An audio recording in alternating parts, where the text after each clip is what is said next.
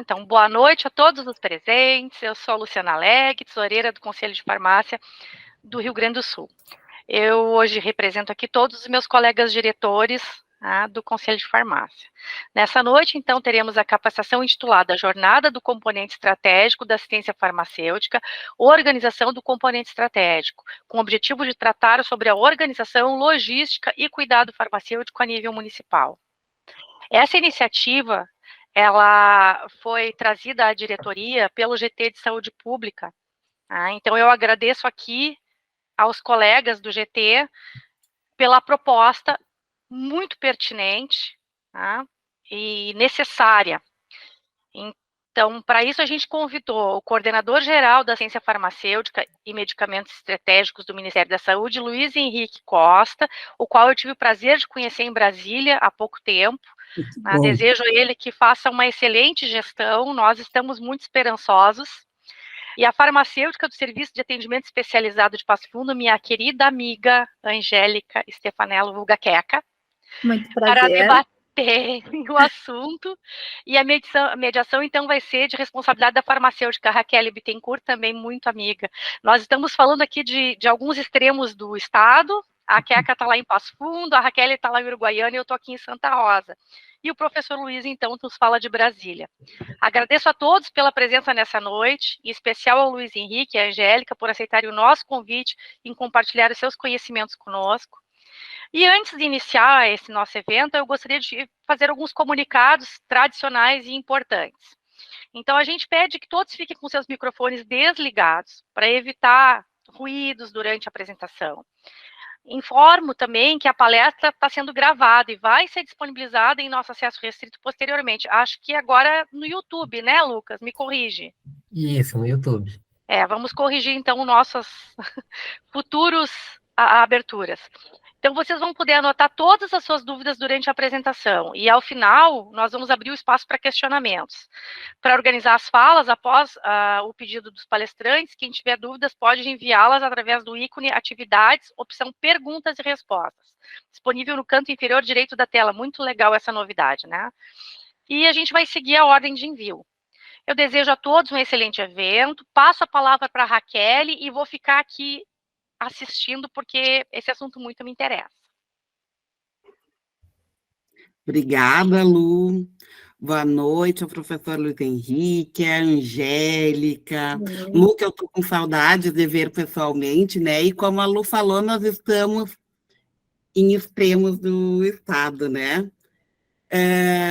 Eu gosto de me exibir que eu moro mais longe do que todos vocês da capital, mas a Lu é páreo duro ali debater também, né? A gente está realmente em extremos. Eu estou aqui na fronteira com a Argentina e com o Uruguai, a Lu está lá no noroeste, a Angélica está lá no norte do estado, e com certeza esses colegas, mais de 86 que aparecem aqui na minha tela, estão espalhados por todo o nosso estado, né? Provavelmente a gente deva ter algum colega de fora do estado, porque normalmente os nossos eventos têm colegas de outros estados, e o que muito nos alegra, né, Lu, de a gente saber que colegas de outros estados também participam dos nossos eventos. Essa foi uma vantagem que a pandemia nos trouxe, de nós estarmos nos adaptando e fazendo esses eventos online, que nos permite, né, uma participação maior em eventos que a gente, muitos não poderia estar presente, muito em função das nossas distâncias físicas. Então, eu trago, com muita alegria que a gente faz a abertura dessa série de lives, né, que nós pretendemos fazer sobre o componente estratégico. Foi uma proposição do GT de Saúde Pública aqui do Conselho Regional de Farmácia do Rio Grande do Sul. Este ano, além do nosso já tradicional workshop, né? Preparem-se, daqui a pouco vocês vão receber um save the date para o nosso grande workshop, que será o 10º workshop da saúde pública, que está programado para o mês de outubro. Então, nós nos propomos, além do workshop, a fazer a trabalharmos com o tema do componente estratégico na assistência farmacêutica. Nós, dos municípios, e eu falo por mim, porque hoje eu trabalho num município, né? Temos algumas, como eu conversava com a Angélica, né? As dores e alegrias de estarmos gerindo o componente estratégico. Então, foi uma demanda realmente do GT de Saúde Pública em querer compreender um pouco melhor, em querer ver e ouvir as experiências de outros municípios, de outros colegas, do nível estadual e do nível federal. E com muita alegria, hoje nós temos aqui pessoal do Ministério da Saúde e do município de Passo Fundo, um importante município do nosso estado. Então, nós começamos com a fala do nosso colega Luiz Henrique Costa, que é um profissional com larga experiência na área de farmácia, né, com ênfase em assistência farmacêutica. E ele trabalha basicamente com SUS, medicamentos, indicadores, uso racional de medicamentos, medicamentos essenciais. Hoje ele está na coordenação da assistência farmacêutica e medicamentos estratégicos na Secretaria de Ciência, Tecnologia e Inovação do Complexo da Saúde do Ministério da Saúde. Ainda és o presidente do Sindicato dos Farmacêuticos de Santa Catarina. Olha, que prazer. E também diretor da FENAFAR. É professor titular da Fundação Regional, Universidade Regional de Blumenau, desde 2002, onde trabalha com as disciplinas de ética e deontologia farmacêutica, bioética, saúde comunitária, estágio em atenção primária em saúde e estágio profissionalizante. Presidente do Núcleo Docente Estruturante, desde 2016.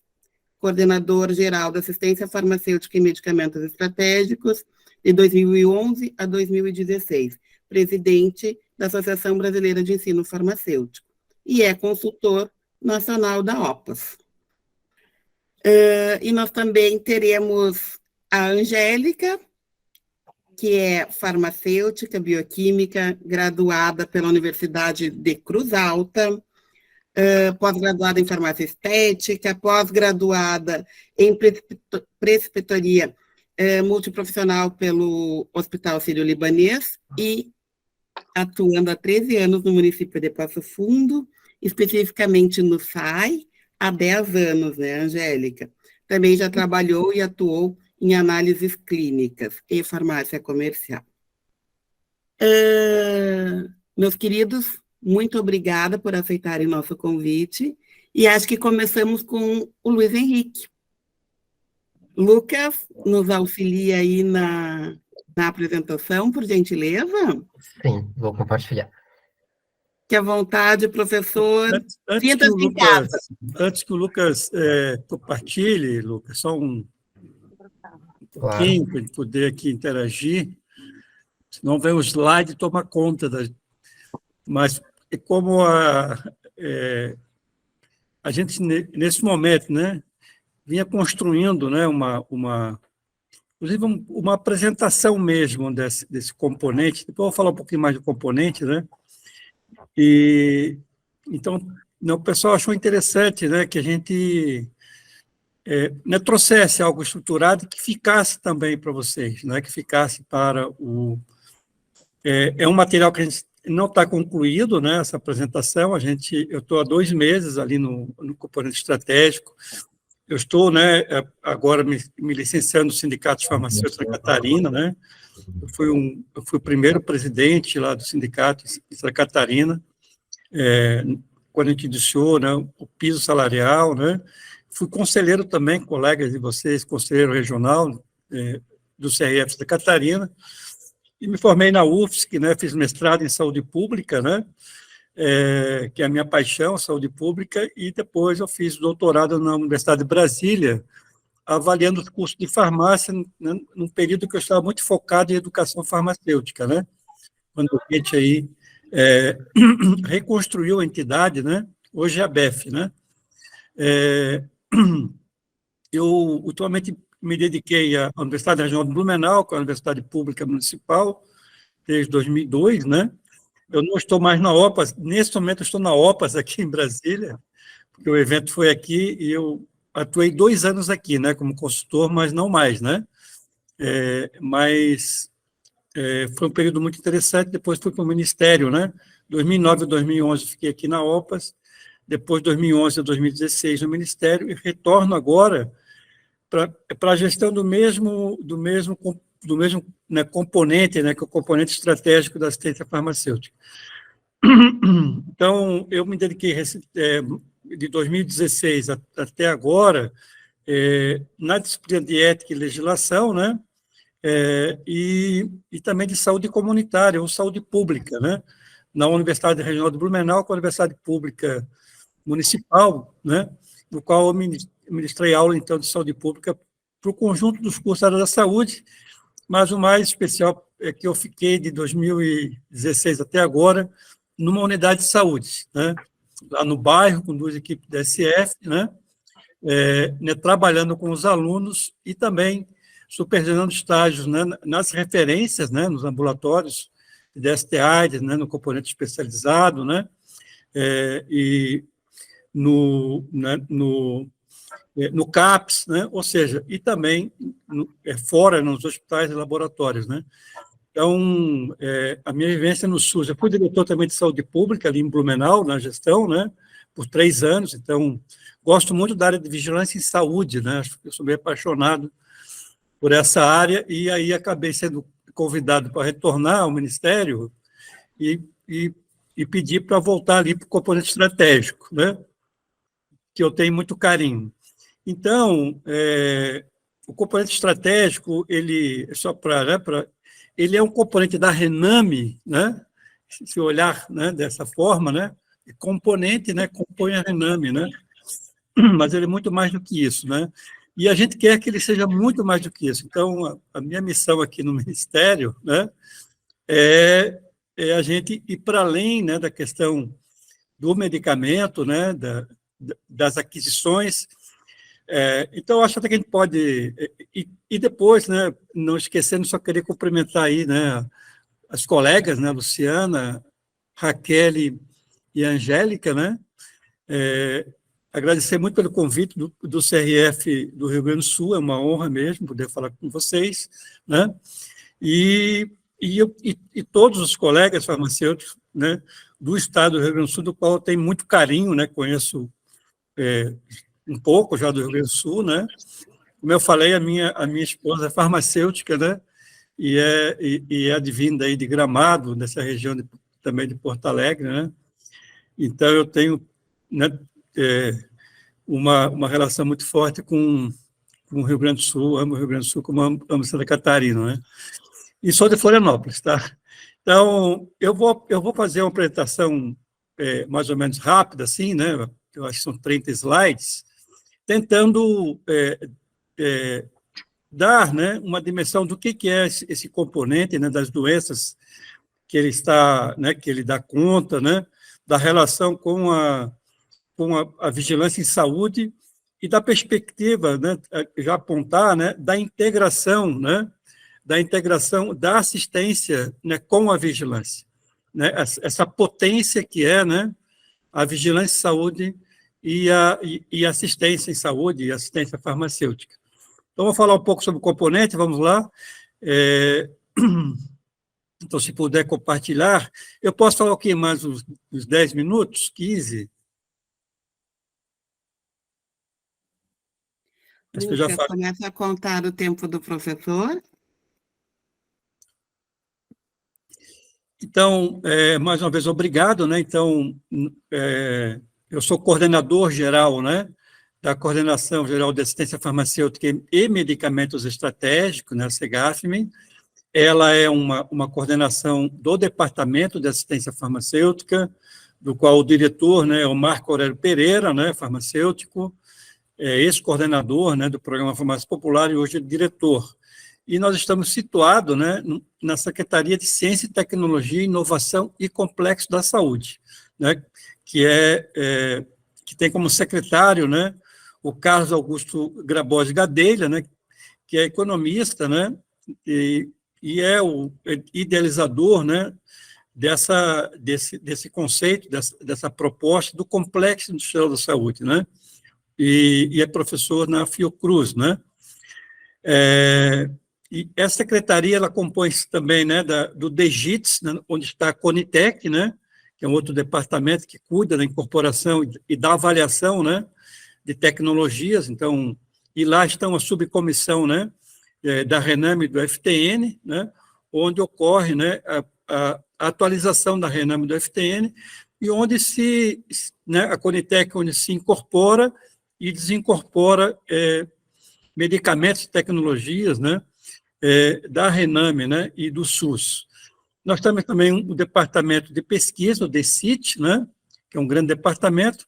Temos um outro departamento de economia da saúde e temos um departamento do Complexo Industrial da Saúde. Então, são 5 departamentos, uma secretaria, realmente uma potência muito grande, né, que criou-se aí a partir de 2003. Pode passar, por gentileza. O nosso componente ele foi finalmente, né, regulamentado só em 2017, né? Eu saí em 2016, a gente deixou a proposta de portaria, e é um componente que, de certa forma, é periférico, digamos assim, né, na assistência farmacêutica. E, então, um processo de discussão, né, passou-se, então, a ter essa portaria 4.114, né, que, então, regulamentou, né, em 2021, o nosso componente. Uma caracterização importante do componente, ele é todo de aquisição centralizada, né? Então, se perguntar qual é a principal característica, né, do componente estratégico, do ponto de vista da gestão, ele é todo, né, o Ministério da Saúde é que adquire, né, todos os medicamentos e distribui todos os medicamentos para as secretarias estaduais e do DF, né? Então, o financiamento é todo também aqui do governo federal, do Ministério da Saúde, né? Então, é isso, e o elenco, né, como eu falei, é um elenco da Relação Nacional de Medicamentos. Pode passar, por gentileza. Esse componente, então, né, da ciência farmacêutica, ele dá conta, né, de um conjunto muito grande de patologias, né, de atender, né, com tecnologias, um conjunto de doenças ou patologias e agravos, né, e se destina exatamente a isso, né, a buscar disponibilizar, garantir acesso da população, né, as melhores tecnologias disponíveis, né, no mundo, né, no país, para esse conjunto de doenças. Pode destacar aí a tuberculose, a hanseníase, né, a malária, né, leishmaniose, filariose, ou seja, é um conjunto muito grande de doenças, né. Eu estou me apropriando, inclusive, né, do ponto de vista dos protocolos clínicos, né, e das guias de tratamento dessas doenças, né, dos PCDTs. Nem todas as doenças têm PCDTs, né, diferentemente do componente especializado, né, porque tem essa lógica da vigilância, né, do guia de vigilância, mas muitas doenças já passaram a ter protocolos clínicos, né, o que é um avanço e foi uma luta que a gente iniciou lá atrás, né, ali em 2013, 2014, junto com a diretoria lá de Vigilância e Saúde. Então, é um elenco do anexo 2, né? Então, como eu falei, né, um aspecto interessante que eu gostaria de destacar de 2016 para cá, o que mudou é que a nossa coordenação, né, então a CEGAFM, né, que é uma coordenação que gerencia o componente, né, o CESAF, né, que é o componente estratégico da assistência farmacêutica, né, ela não mais administra e faz gestão dos medicamentos antirretrovirais, né?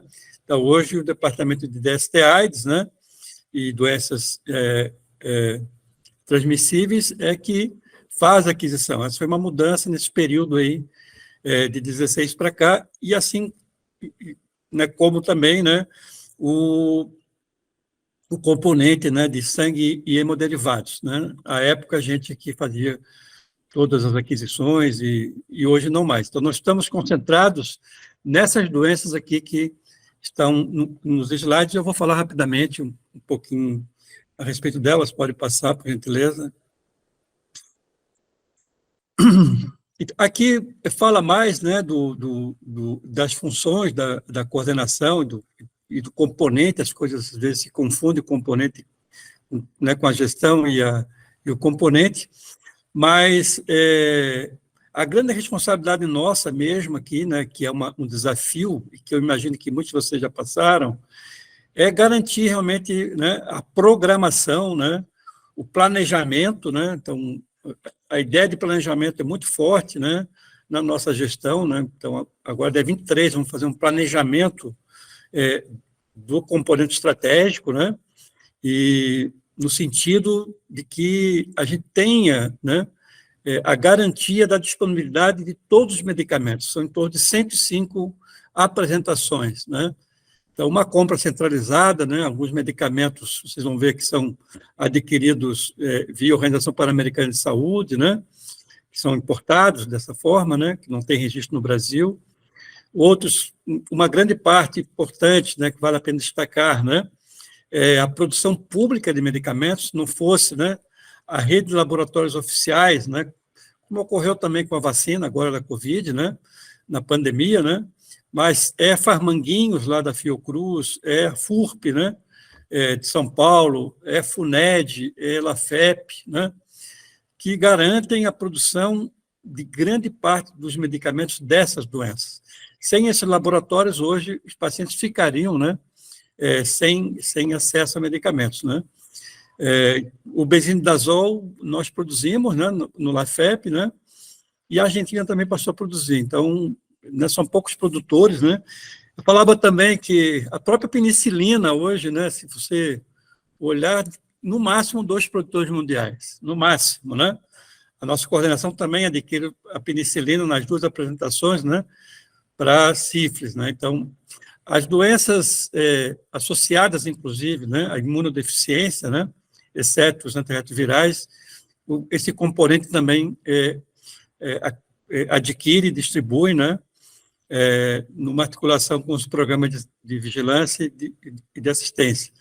Então, de forma resumida, né, aqui nesse slide, né, a gente trabalha em cooperação com os estados, né, com as ciências farmacêuticas estaduais, né, chegando também aos municípios. Então, nossos medicamentos, eles chegam nos municípios, né, dependendo as patologias muito mais concentradas da região amazônica, né, das doenças como a malária, né, e mesmo a tuberculose, mas tuberculose mais nos centros urbanos, né, das grandes cidades, Rio de Janeiro, Recife, né, são doenças que a gente chama de populações, né,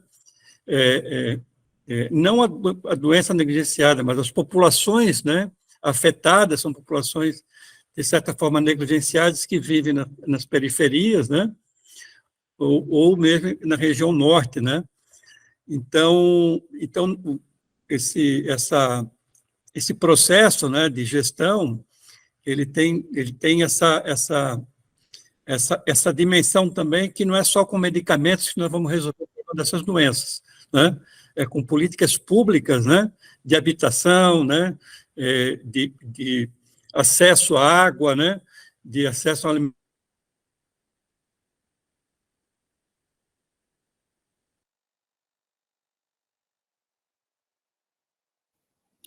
Professor, acho que o senhor desligou seu microfone sem querer.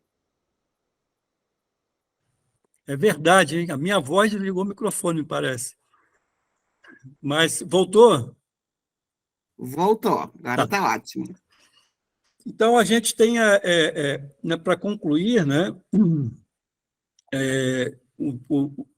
esse componente, né, então, né, essa coordenação tem uma visão, né, sobre essas doenças, né, e que devem ser enfrentadas, né, devem ser organizado assistência, né, integradas com a vigilância e saúde, né? E com assistência, né?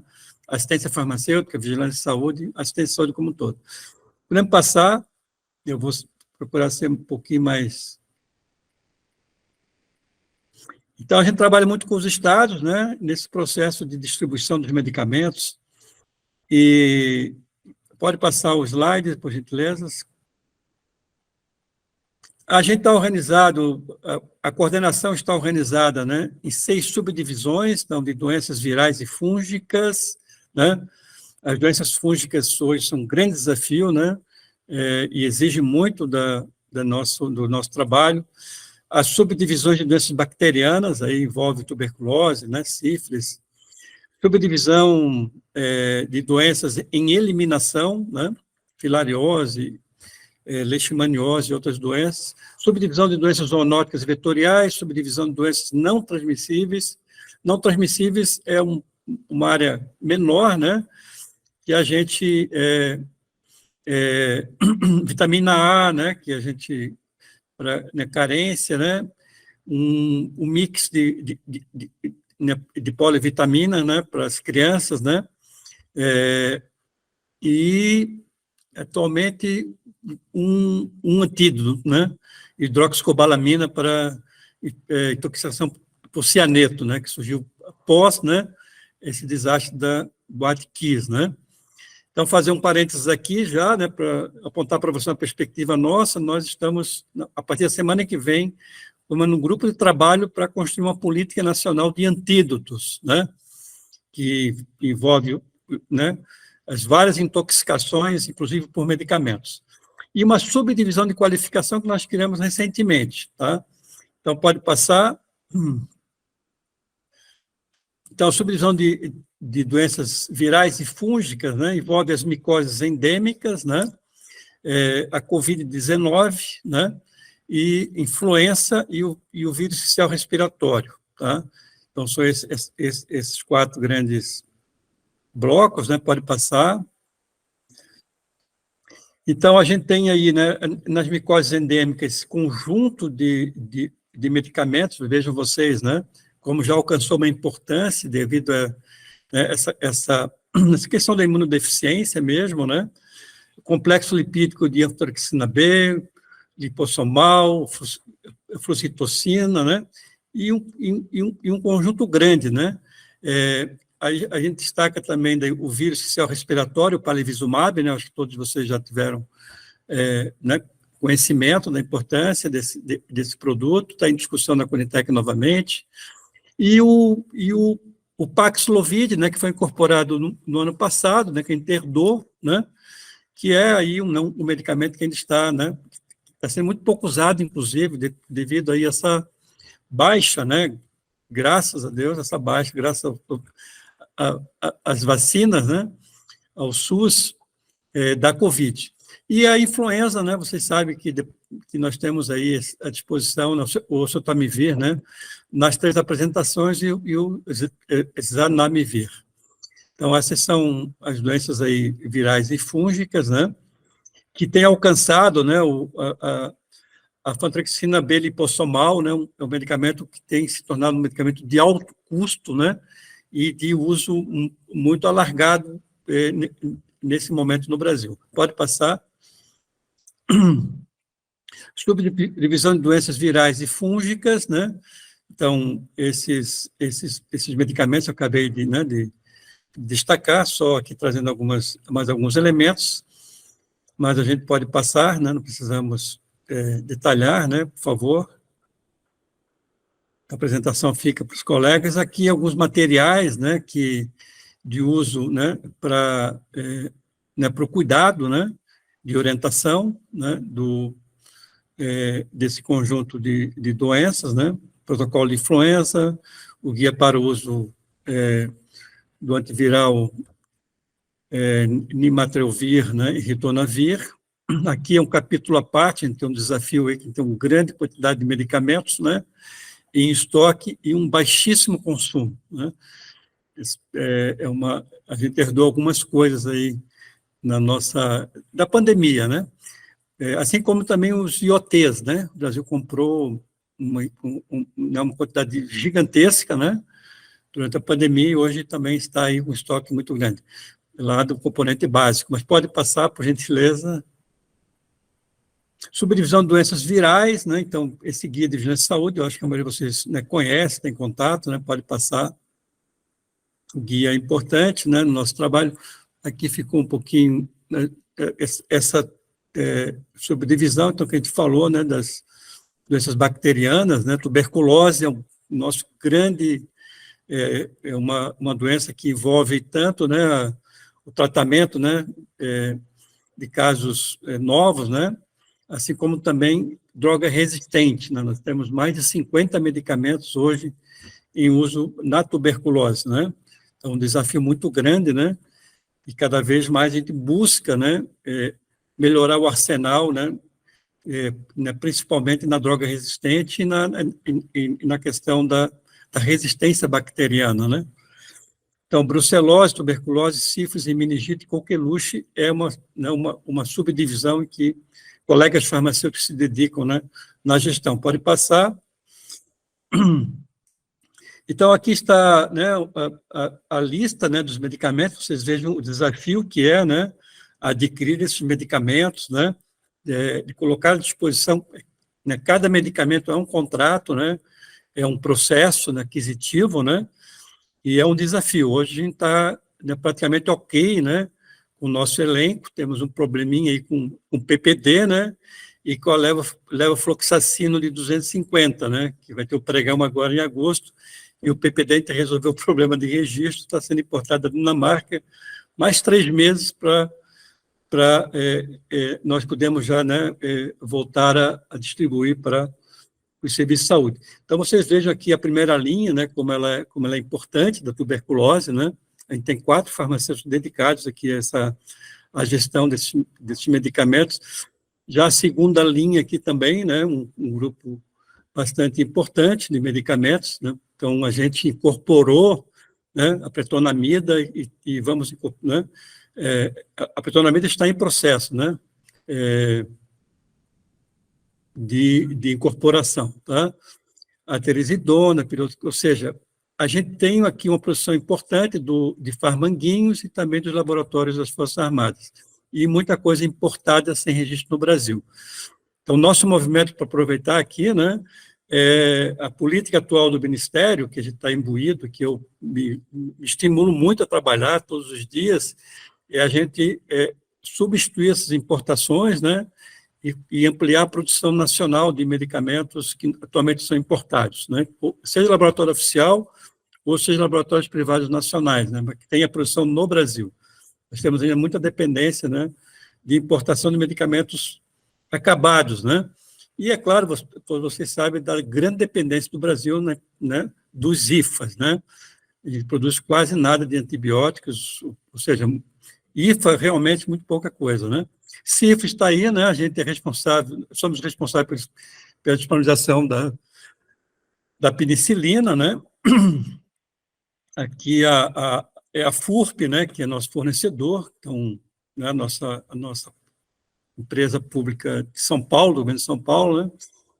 Aqui meningite, brucelose, né, doxiciclina, rifampicina e a coqueluche com azitromicina. Então, vocês vejam aqui só nessa subdivisão, né, o desafio que é disponibilizar, né, e, além disso, ter uma boa assistência, né, na ponta, né, e aqui entre os centros de referência, né, com droga resistente, a gente tem um acompanhamento.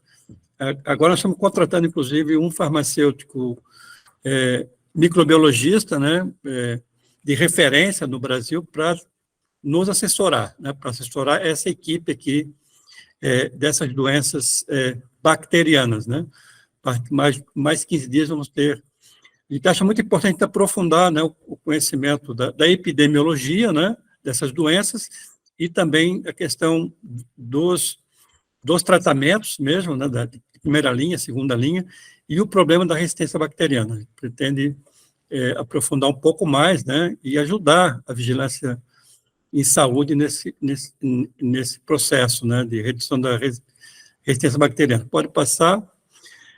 Esse slide realmente me deixa desafiador, esse slide anterior ali. mas é todo dia uma luta, né? A gente é incrível, né? A nossa profissão é maravilhosa, tanto na produção quanto na gestão, né? Obviamente, no cuidado que a gente quer chegar lá. Subdivisão de doenças bacterianas, então aqui é mais essa política, né, internacional da ONU, né, do OMS, de eliminar a tuberculose. O Brasil está imbuído, né, de eliminar a tuberculose, ou de reduzir, né, realmente, assim, a números muito, muito, muito residuais, né, a tuberculose no Brasil. Até, então, tem essa política da OMS, né, que vai ser lançada agora, inclusive, na ONU, em setembro, vai, né, fazer mais uma avaliação, né, desse processo mundial. Pode passar. Aqui são as publicações que a gente deixa para vocês, né, para, né, indicação de leitura e de referência, né, para o cuidado, né. Pode passar. Subdivisão de doenças em eliminação, né. Esse comitê que nós lançamos hoje aqui, né, com 18 ministérios, né, liderado pelo Ministério da Saúde, tem o objetivo de eliminar essas doenças, né. Então, elas são elimináveis, né, mas o desafio é gigante, né.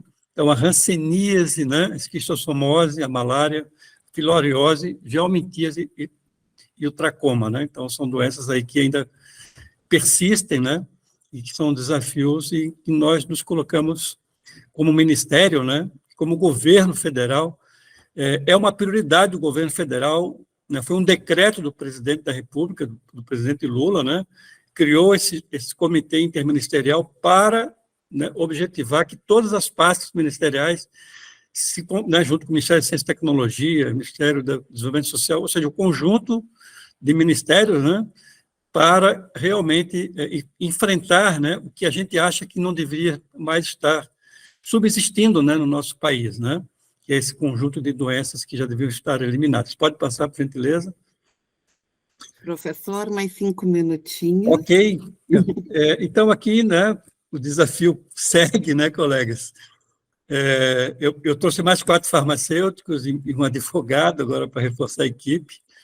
E vejam aqui, né, hanseníase, tracoma, filariose e malária, né, como, né, também se ampliou, né? A gente está contando a história desse componente, viu, Angélica e demais, né? A gente quer mostrar como é que era esse componente na década de 70 e as tecnologias disponíveis, né? E o que a gente tem hoje, né? Vamos fazer uma publicação e vamos apresentá-la em outubro num fórum nacional, no Seminário Nacional do Componente Estratégico, no qual a gente quer, naquele momento, né, apresentar a evolução, né, dos tratamentos, né, a importância da ciência farmacêutica e também apresentar os bons serviços, os serviços que se destacam no cuidado dessas doenças. Então, de todo o Brasil, a gente vai abrir inscrição para todas essas experiências e vamos publicar, né, a ideia é publicar 100, né, 100 experiências e premiar umas 10 experiências. Destacar a importância do farmacêutico no enfrentamento desse conjunto de doenças. Pode passar.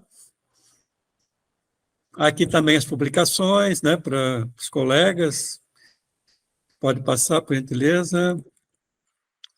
Doenças zoonóticas vetoriais, né, são conhecidas nossas, né, a raiva, a doença de Chagas ainda é um desafio, né, febre maculosa, toxoplasmose, leishmaniose e cólera. Então, né, vocês olhando essa apresentação, né, vejam a dimensão do que parece só um componente, uma lista de medicamentos. Não, né? É realmente um mundo, né, que a ciência, né, procura enfrentar e a ciência farmacêutica está à frente desse processo. Pode passar, e a vigilância de saúde, né? Aqui também os medicamentos, leishmaniose e anfotericina, né, lipossomal, um desafio para...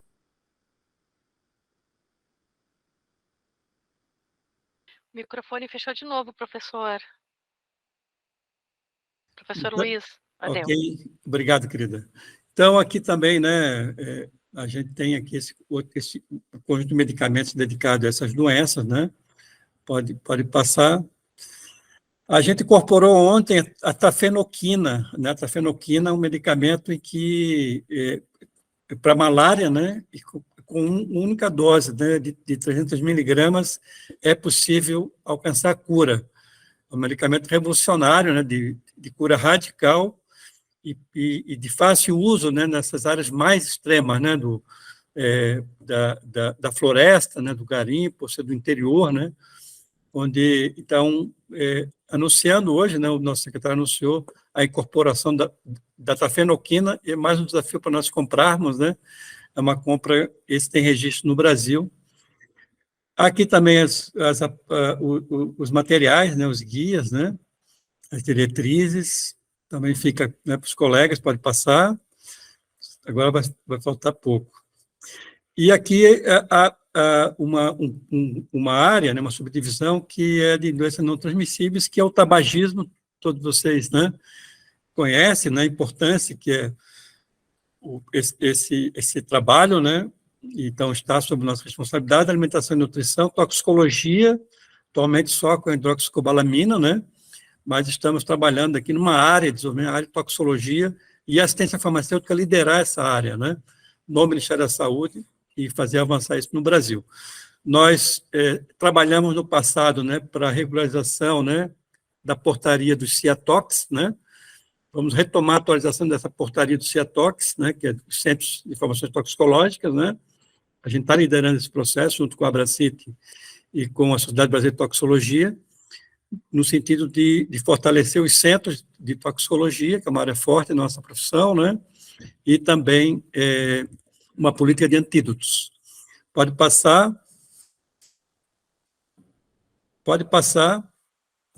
Aqui ainda sobre a mesma área, né?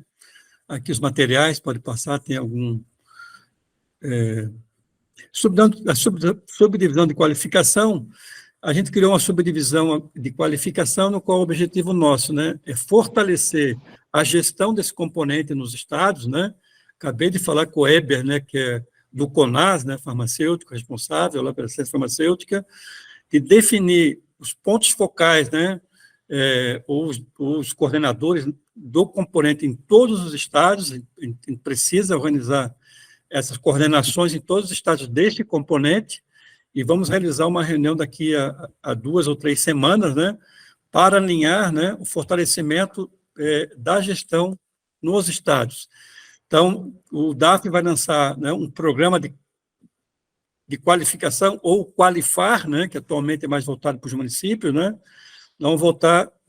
Vamos já esse ano repassar 2,5 milhões de reais para os estados, mais ou menos esse valor, talvez um pouco mais, para equipamentos, né, na área de informática, né, de sistema de informação, fortalecendo a gestão, e para os próximos 4 anos, né, da mesma forma, né, repassar recursos para os estados, né, para fortalecer a gestão e desenvolver o processo de gestão do cuidado farmacêutico, né, na dispensação, né, dos medicamentos, dispensação qualificada, né, integrada dessas doenças, né. Então, eu vou coordenar o trabalho de qualificação da gestão, né, que eu falo a nossa coordenação nos estados, e queremos chegar nos municípios. A gente colocou como desafio em torno de 350 municípios para a gente chegar com uma proposta de qualificação, com cursos, né, de capacitação, né, e encontros regionais, vamos já realizar a partir do ano que vem encontros regionais, e abordar realmente isso, né, as doenças, o problema de saúde, e não só os medicamentos, e os processos de cuidado. Então, o programa de qualificação ele vai abordar a questão da gestão e do cuidado, né? O especializado, né, ele está um pouco mais adiantado nesse processo, né? Mas a gente está, né, correndo atrás no sentido de ter um sistema de informação que nós vamos lançar ano que vem, em substituição ao Horus, né, que é o ESUS-AF, né, que tem uma tecnologia mais moderna e vai ser baseado no Estado, não vai ser baseado no Ministério da Saúde. Cada estado vai ter a sua base, né, a sua base de memória, de sistema. Então, se acontece um problema no estado, não interfere com o outro, né? E vai estar interligado, né, com o hub, né, todos os estados com o Ministério da Saúde. Então, a gente tem um objetivo muito claro de qualificação. Então, a gente criou também um grupo de qualificação do nosso componente que visa também a questão da gestão. Pode passar, acho que são os últimos, já o último. Pode passar, tem algumas iniciativas, né? E, então, é isso. As novas atividades relacionadas com essa subdivisão, né, é a criação do GT de cuidados farmacêuticos, de cuidado farmacêutico, né, visando desenvolver, né, o cuidado farmacêutico nesse conjunto de doenças, né, e esse projeto ele vai estar baseado, já concluindo, né, num diagnóstico, né, no diagnóstico de gestão e no diagnóstico do cuidado, ou seja, onde é tratada essas doenças, né, nas cidades, né, nas regiões, né, os centros de referência, mapear tudo isso, identificar a presença dos farmacêuticos, as práticas, né, e destacar as boas experiências, como a gente sabe que tem aqui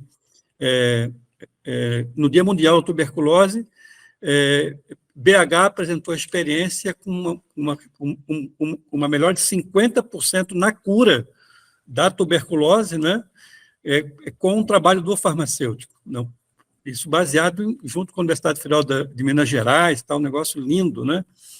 Então, né, destacar as boas experiências e replicar isso, né, Brasil afora. A publicação, eu já falei, né, uma construção de oficinas de planejamento nos estados, né, então, né, planejar junto com os estados, fortalecer o planejamento ascendente, né, e, por último, a gente está assinando, provavelmente daqui a 2 semanas, esse projeto Dose Justa. Quando estivemos aqui na coordenação, nós criamos o GT de pediatria, identificamos as lacunas, né, das formulações pediátricas do nosso componente e também de outras, né, e de outros componentes também, mas mais centrado no nosso componente, e nós estamos fechando, né, uma proposta com a Universidade de Brasília, a USP, né, e o Laboratório de Tecnologia Farmacêutica para desenvolver formulações magistrais, né, voltadas à pediatria. Então, nós vamos lançar em 2 anos, né, já vamos iniciar com 10 formulações já validadas, né, e vamos desenvolver mais 10 formulações que necessitam, né, desenvolver metodologias numa formulação magistral. A gente pretende fazer isso agora no GDF, né, que está aqui próximo, e pretendemos replicar isso nos estados, né, que a assistência farmacêutica estadual faça convênios com a farmácia escola das universidades, né, e possa disponibilizar formulações acessíveis às crianças. Então, é isso, a gente também, né, tem proposta dos cursos, de capacitações, pode passar. Aqui é mais a nossa gestão mesmo, né, a gente tem a nossa programação, né, a gente começa com um plano de demandas, um plano anual de contratação, que é tudo que a gente pretende comprar, né, um projeto de lei orçamentária anual, né, a PELOA, né, depende do orçamento, nosso orçamento para o ano que vem é 700 milhões de reais, então é um componente que sai de 300 milhões lá em 2016, né, e ele vem ampliando as suas tecnologias à disposição das doenças, e uma oficina de programação. Essa aqui é a forma como a gente faz a gestão do componente de forma resumida, né? Então, lá em novembro, a gente tem uma oficina todo ano de programação com os estados, pode passar. Aquisição do mercado privado, né? Então, pregão, acessibilidade, dispensa, aquisição pela rede de laboratórios públicos, já falei, aquisição de medicamentos por meio da OPAS. Pode passar, então, essas são as formas de aquisição. Aqui vocês verem só, né, a importância dos laboratórios oficiais, né, laboratório público aqui, né, o quanto que ele representa de quantidade, né, e também de valores ainda. O privado aqui é que acaba sendo mais caro os produtos, os laboratórios oficiais são preços bem mais adequados, ou bem mais acessíveis, né. Pode passar, tem um segundo slide que também aí traz a questão do tipo de fornecedor ainda, né? Então, aqui, a importância, né, dá para destacar a importância dos laboratórios públicos. Aqui o privado se destaca muito em função do Paxlovid, né, que foi incorporado no ano passado, e do próprio Palivizumab, né, que são tecnologias que são mais caras. Mas não tem dúvida de que a OPAS e o laboratório público aqui, né, representam um grande volume de medicamentos disponibilizados para doenças negligenciadas. Pode passar, eu acho que é o último. Bom, o objetivo mesmo, desculpa me adiantar muito da hora, é fortalecer a relação com os gestores estaduais, qualificar a gestão e o cuidado farmacêutico no componente, qualificar a programação dos medicamentos, né, e insumos junto a estados e municípios, fortalecer a produção pública de medicamentos, né, através de laboratórios oficiais, e incorporar, né, novas tecnologias, medicamentos, para essas doenças que são negligenciadas pelos grandes laboratórios, né, e pela grande indústria farmacêutica. Creio que é o último. É isso, obrigado, gente. Desculpa, mas, de qualquer forma, também demonstra, né, quanto é grande o desafio, né, e quanto é grande esse componente. Obrigado. Obrigada, professor Luiz Henrique. Maravilhosa a tua apresentação. Que vontade da gente ficar te ouvindo por um bom tempo e sonhando e rezando e emanando energias positivas para que realmente a gente consiga qualificar e melhorar mais a questão do componente especializado. Agora vai! Então, colegas, dando sequência, né? Vamos ouvir agora a nossa colega aqui de pertinho, a Angélica, que é farmacêutica no município de Passo Fundo, como eu já falei lá no começo, ela está há 13 anos trabalhando, sendo servidora do município de Passo Fundo, e há 10 anos trabalhando no Serviço de Atenção Especializada, no SAI de Passo Fundo, né, Angélica? Então, agora eu vou deixar contigo, para que tu fale um pouco da tua experiência e como está aí no teu município. E após a fala da Angélica, nós vamos abrir espaço para que os nossos convidados possam responder as perguntas que vocês já estão nos enviando aqui através do espaço reservado para as perguntas. Fica contigo, Angélica. Tá joia, obrigada. Bom, então vou contar um pouquinho do que a gente faz aqui, né?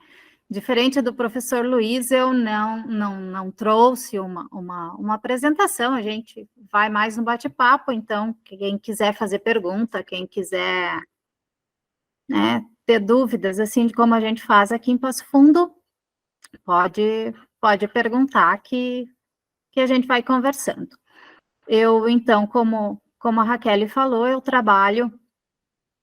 me formei em 2000.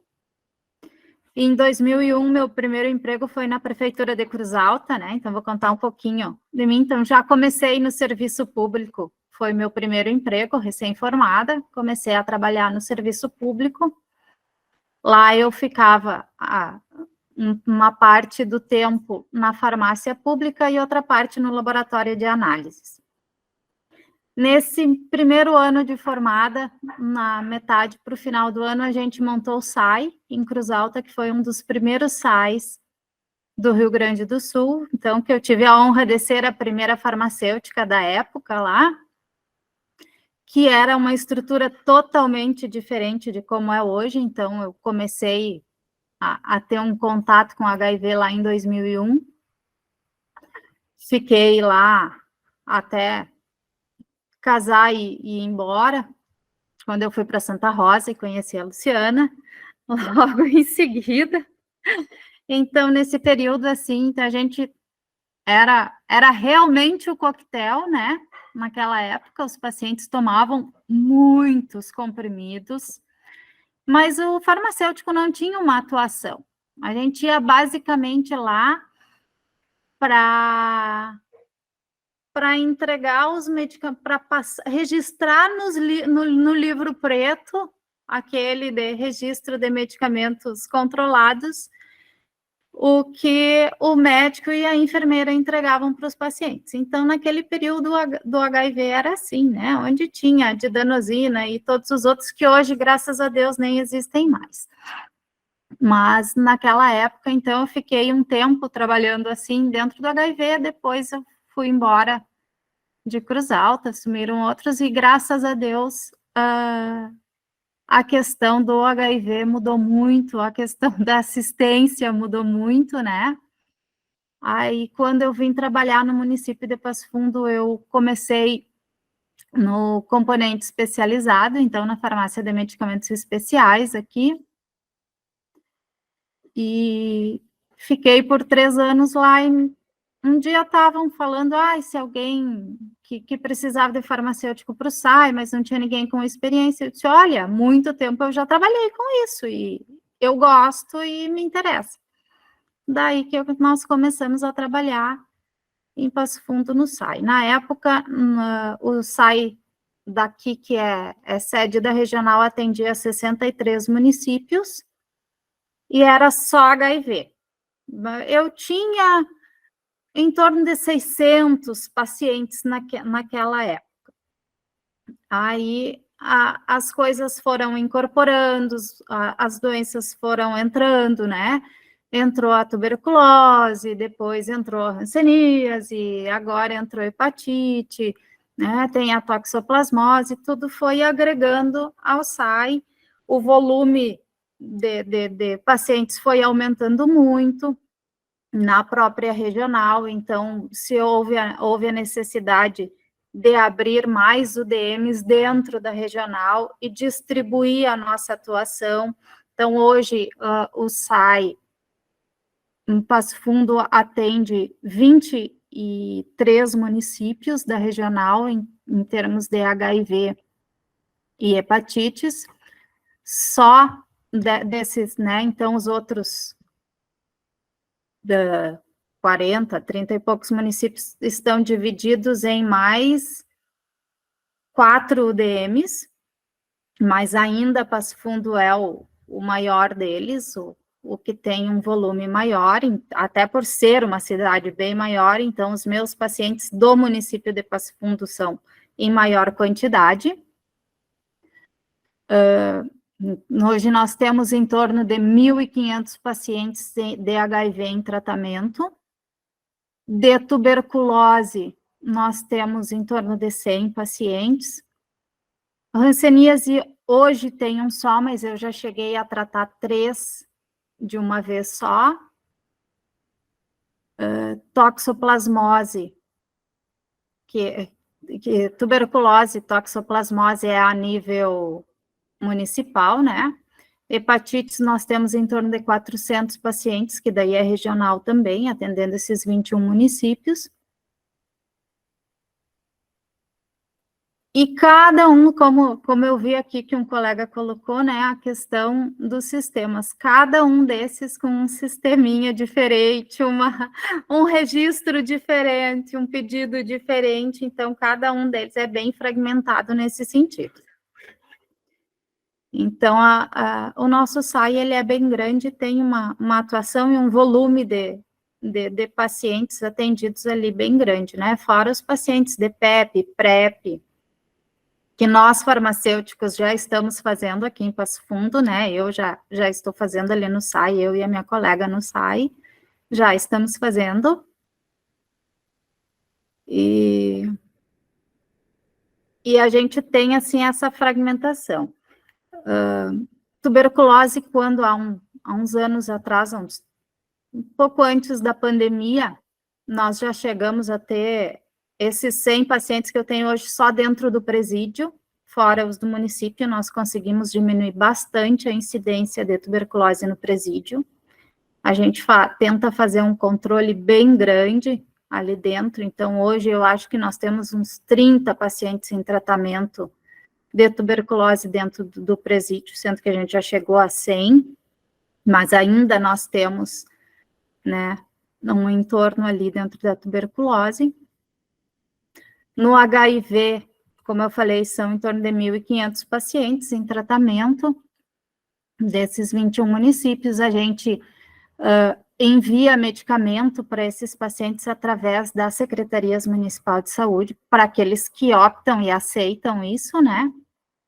Essa nossa condução, ela é feita, a gente faz existe sempre o responsável. Infelizmente, nos municípios pequenos, nem sempre é o farmacêutico responsável, porque muitas vezes um município pequeno tem um único farmacêutico para a cidade toda, né?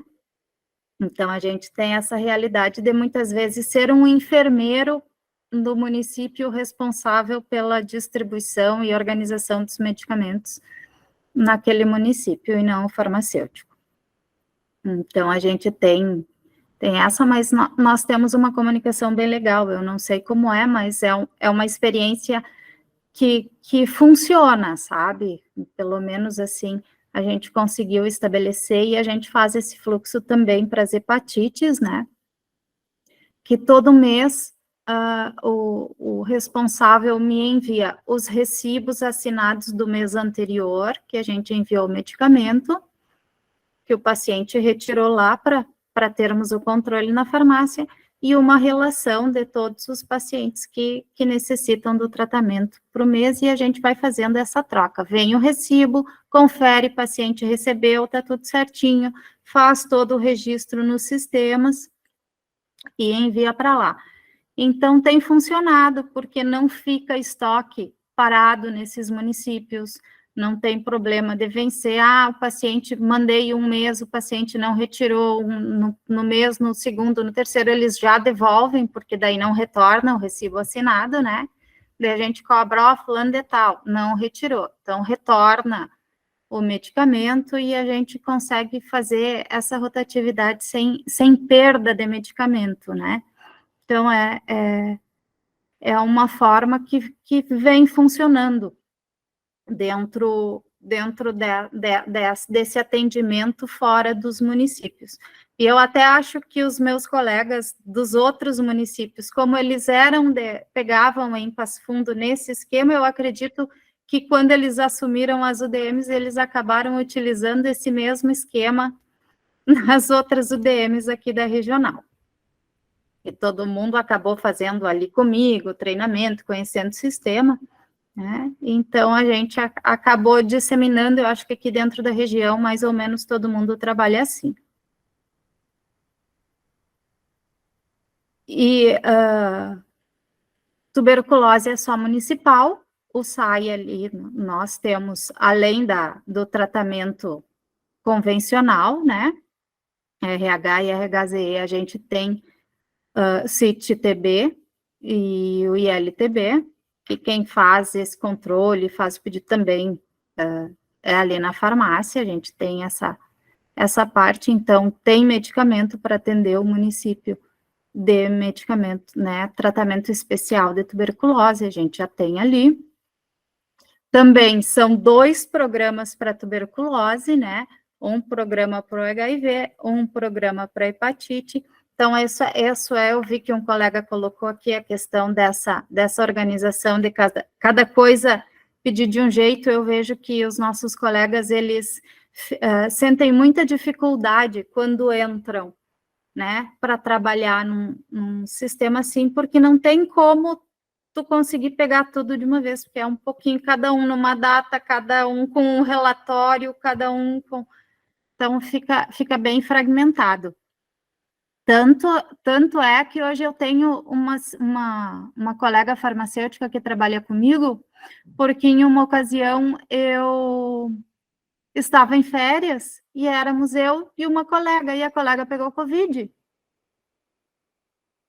E os colegas que atuam no município não tinham ideia de como funcionava todo o tratamento, né? Corta as férias, vem trabalhar e volta em função. Então, hoje a gente acabou estruturando e aumentando a equipe para ter mais de uma pessoa que consiga fazer o gerenciamento, né, e poder sair assim, porque realmente é bem complicado essa atuação da farmácia dentro dessa fragmentação que a gente tem.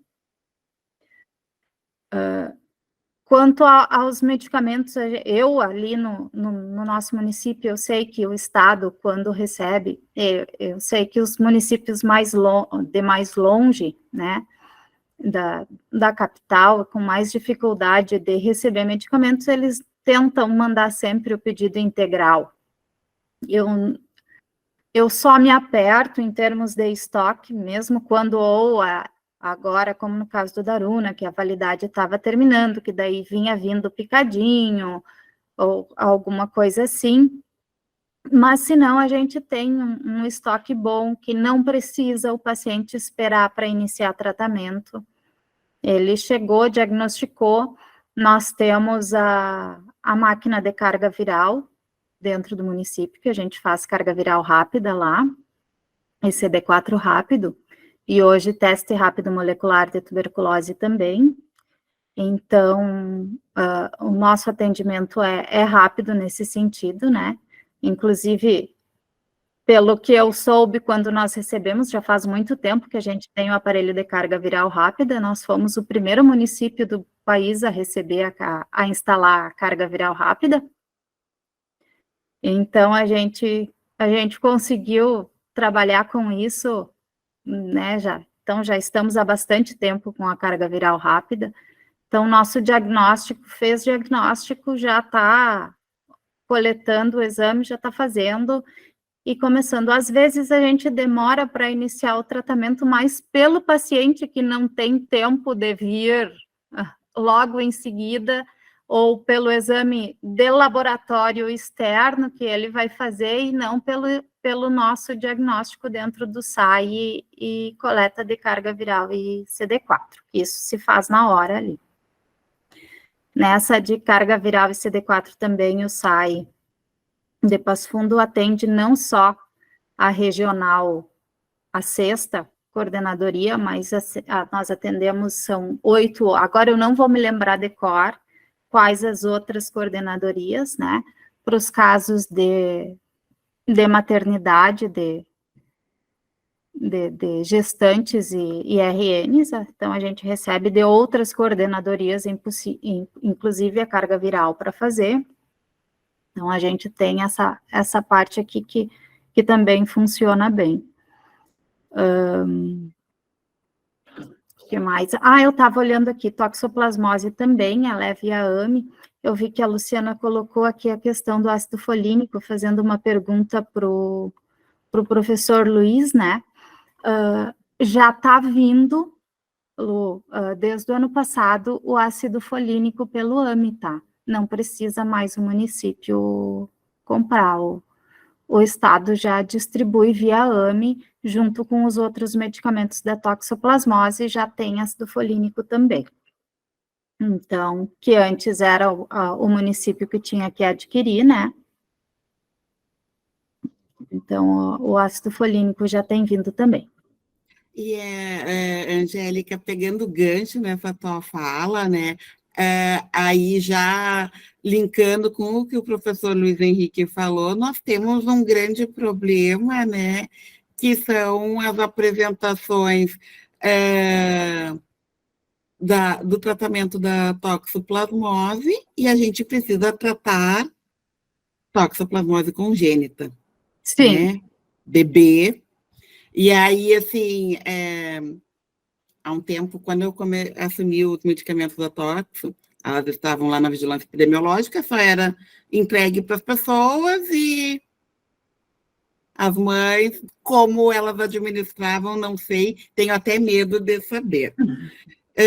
Aí hoje a gente se depara com ter que transformar essas formas farmacêuticas, né? Exatamente. E aí a gente faz o que não deveria fazer, porque a gente não consegue garantir estabilidade dessa formulação, né? Então, realmente está lançado o desafio, professor. Quem mandou o senhor falar das formas farmacêuticas pediátricas? E a Angélica falou de toxoplasmose, tá? Lançamos a bomba, né? É verdade, a parte pediátrica, e não só da toxoplasmose, eu não sei se tu pega, mas também tem uma dificuldade grande nas apresentações pediátricas da ILTB, né? Muitas e muitas vezes pegando comprimido, tu dá um comprimido e meio, dá meio comprimido, quebra aqui. É bem difícil, sem contar com a resistência das crianças, porque é horrível o gosto, né? Pobrezinhos.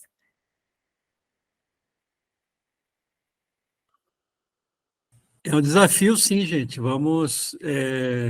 Eu acho que está sendo interessante aqui, porque eu ouvi a Angélica falar da gestão, assim, é uma preciosidade, porque, sabe, é a realidade, né?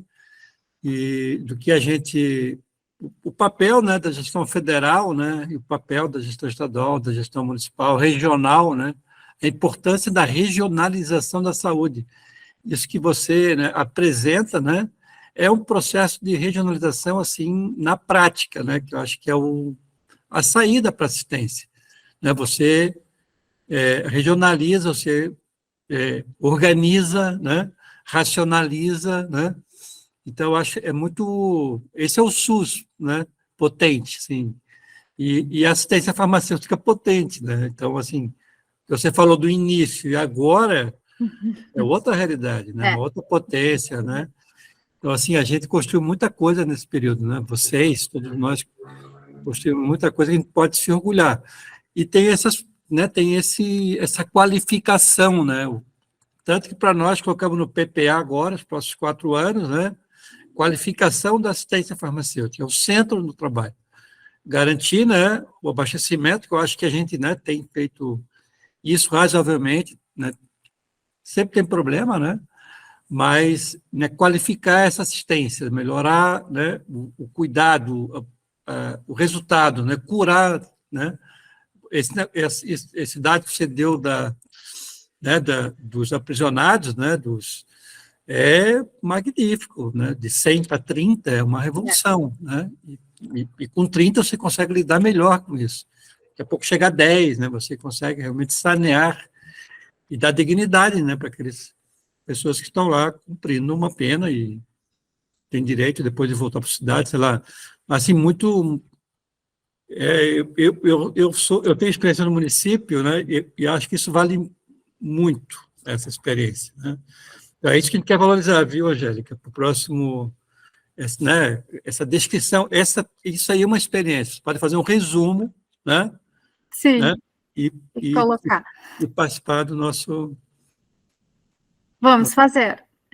Então, tá. Professor, outra coisa que a gente cuida bastante, né, em termos... Hoje a gente tá com um desafio, começamos um projeto piloto aqui em Passo Fundo, dentro do município, claro, nosso, gestão, que é descentralizar o atendimento de tuberculose. Porque hoje todos os pacientes, eles eram diagnosticados nas unidades e encaminhados ao SAI para tratamento. Aí, há um mês atrás, a gente fez uma capacitação para as unidades com maior, né, que estão nas vilas com maior caso, casualmente em torno do presídio e afins ali, né, que são as de maior caso, e os médicos lá já estão começando a fazer o atendimento desses pacientes dentro da unidade. A gente está fazendo mais ou menos um esquema semelhante ao que a gente usa para o HIV e para as hepatites nos outros municípios, com o tratamento, para o paciente não precisar ir até o centro para buscar o tratamento da tuberculose, já receber na própria unidade, saindo da consulta, já passar na farmácia, né? Nós temos a sorte aqui no nosso município, que eu sei que não é uma realidade da maioria, mas todas as farmácias municipais de Passo Fundo, elas têm farmacêutico em tempo integral, do início ao fim do expediente. Então, também fica mais fácil ter essa descentralização e esse acompanhamento, né? A gente sabe que essa parte é bem importante, em termos, então, acho que a nossa gestão, assim, já de muitos anos, né, nós conseguimos ter uma Secretaria de Assistência Farmacêutica e implantar essa filosofia. Nós temos uma farmácia aqui que é 24 horas, então ela não fecha nunca, e tem farmacêutico atendendo direto, de madrugada, final de semana. Ele não fica de sobreaviso, ele fica dentro da farmácia esse tempo todo. Então, eu acho que a gente está conseguindo aqui no município fazer um movimento muito importante com relação à assistência. A gente tem, né, esse movimento muito importante, a gente teve o reconhecimento da gestão aqui. Nosso município também foi o criador da farmácia móvel, que hoje tem no Brasil todo, mas a primeira farmácia móvel foi idealizada aqui em Passo Fundo, e ela tem farmacêutico integral da hora que ela sai da secretaria, a hora que ela retorna da secretaria, o farmacêutico está dentro do veículo assistindo a população. Então, fica mais fácil tentar fazer uma descentralização assim. A gente entende que em municípios que não têm esse apoio da gestão é bem mais difícil, né? E a gente está conseguindo assim. A nossa equipe do SAI também é uma equipe que eu considero muito estruturada. A gente tem essa questão do atendimento integral do paciente, tentar fazer, né, a gente cria vínculo, e principalmente paciente do HIV, a gente tem pacientes, eu estou lá há 10 anos, tem pacientes que eu conheço a história toda, né? A questão de transmissão vertical também, a última criança que nasceu com HIV foi em 2013, depois disso nós não tivemos mais nenhum caso de gestantes que tiveram filhos HIV, nenhum, dentro do SAI.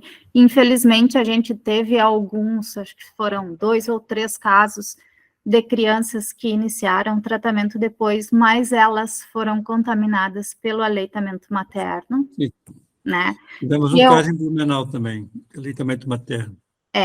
Que eu acho que a gente tinha que martelar bastante, professor, a questão de conscientizar os pediatras, porque, assim, dentro da ginecologia se trabalha muito pré-natal e a questão do HIV, mas depois que o nenê nasce, ninguém nunca mais faz um teste de HIV e um acompanhamento, né?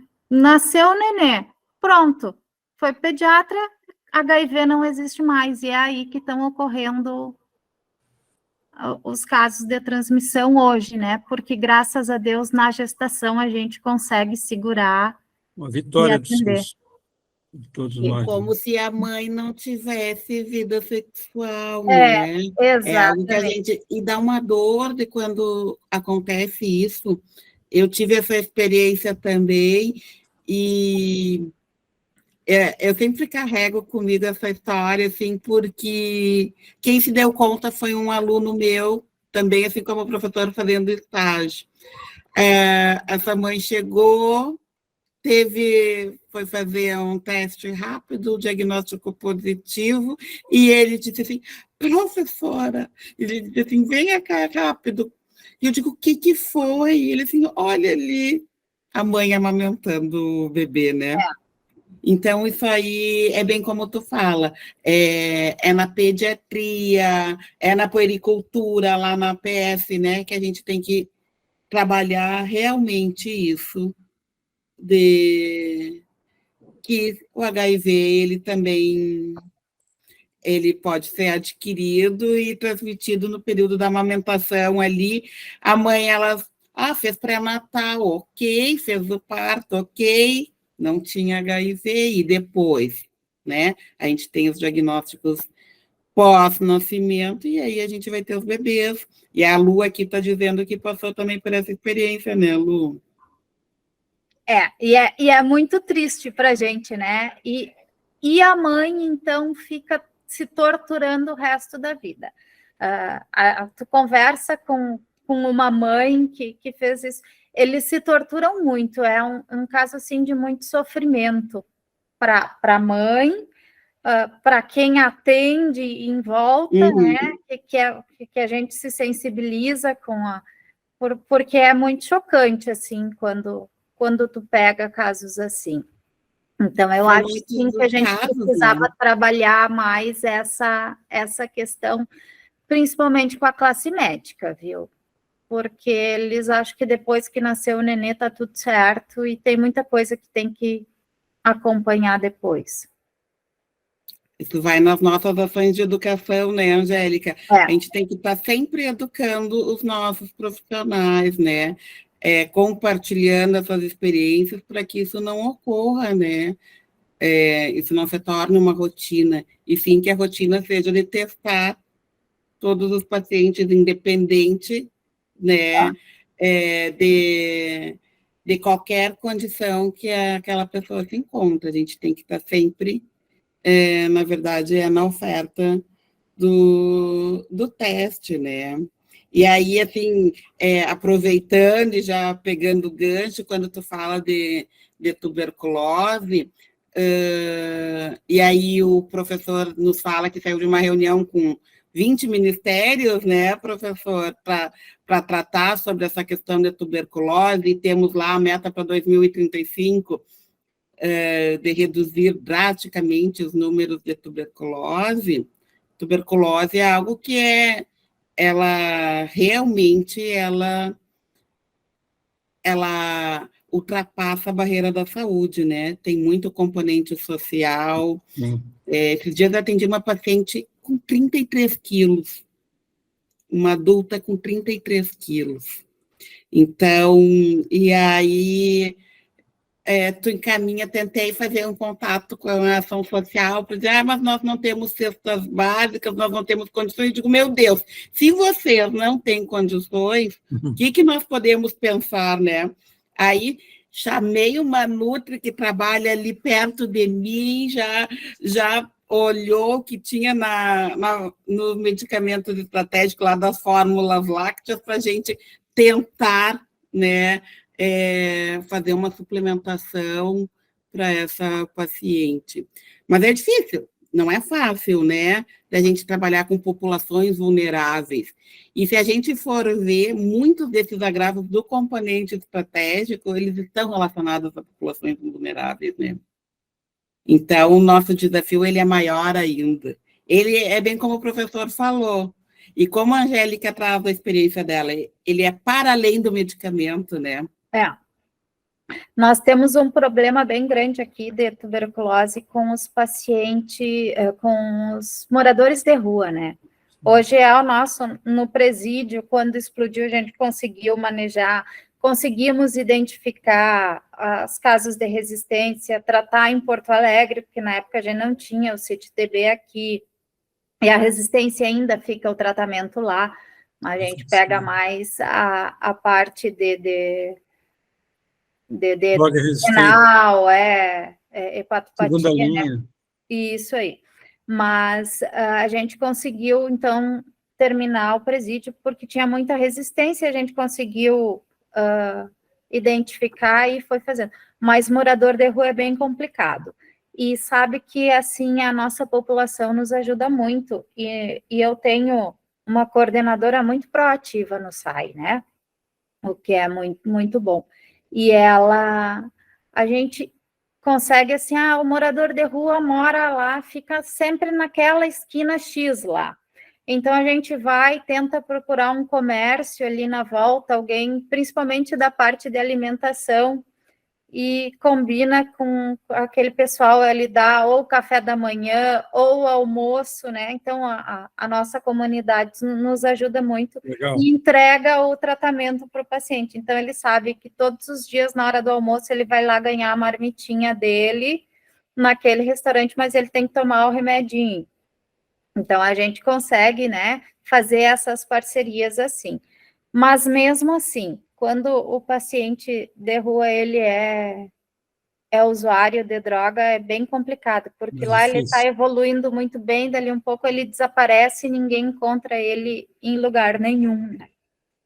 Então, esse é um desafio muito grande que a gente... Uma melhora, ele some, né?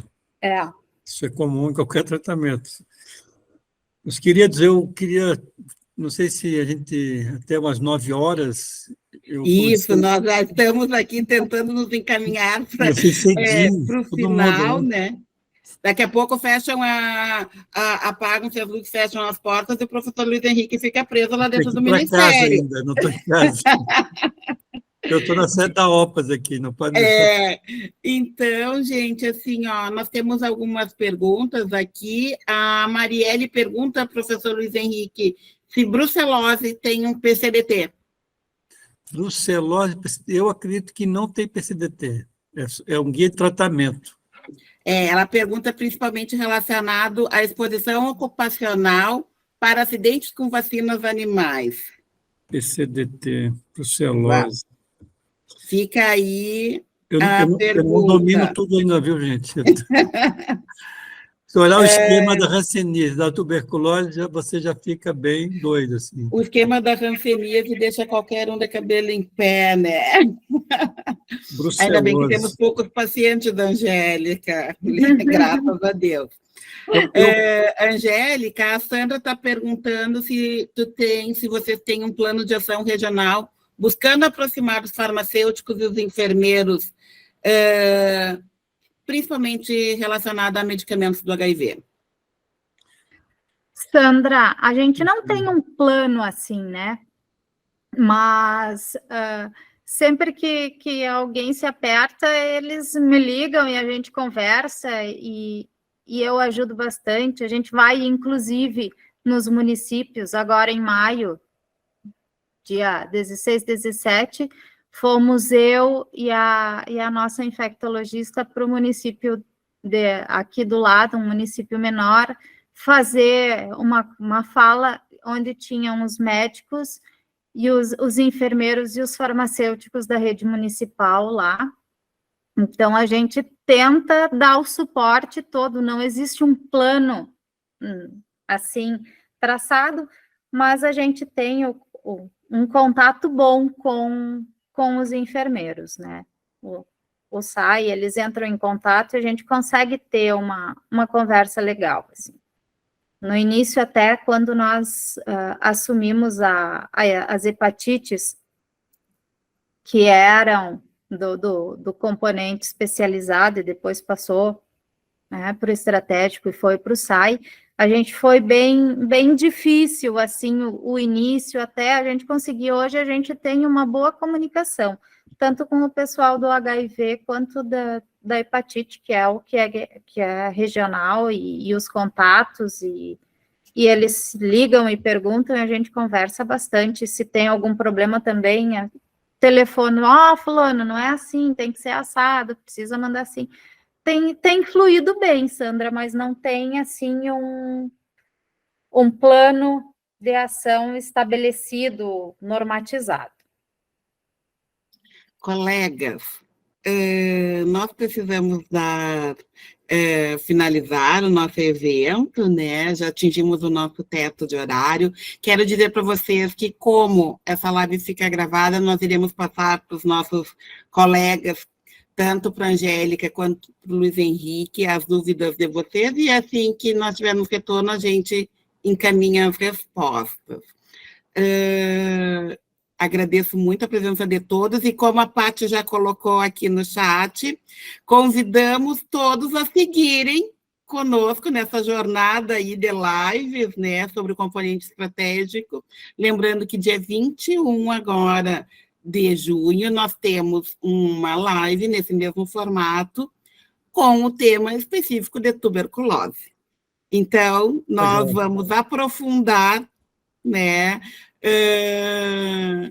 este tema, assim como depois nós teremos sobre HIV, nós teremos sobre toxoplasmose, nós teremos sobre hepatites virais, né? Então, assim, com muita gratidão, assim, que a gente está encerrando essa noite de hoje. Nós tivemos mais de 100 pessoas participando, o que nos deixa muito feliz, assim, depois do expediente, as pessoas estarem junto conosco, realmente, assim, aquece o nosso coração, que a gente está qualificando, que os nossos objetivos deles estão sendo alcançados, né? E agradeço, assim, imensamente a diretoria, que a Lu, que está junto conosco, mas a Lu, o Tarso, a Letícia, a Velma, que estão junto conosco nessa jornada aqui e nos proporcionam momentos como esse.